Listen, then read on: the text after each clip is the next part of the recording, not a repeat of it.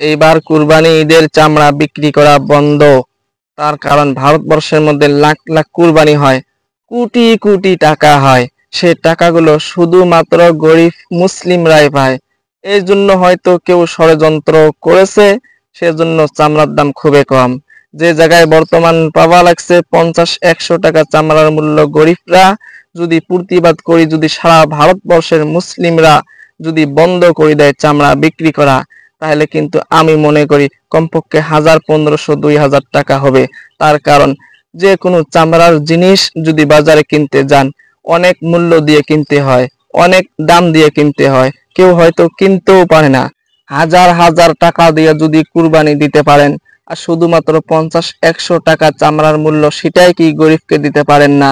আমি মনে করি সেটা মূল্য গরিবকে দিয়ে চামড়া আপনার বাড়িতে রেখে দেন, কমপক্ষে একটা বার চামড়া নিয়ে প্রতিবাদ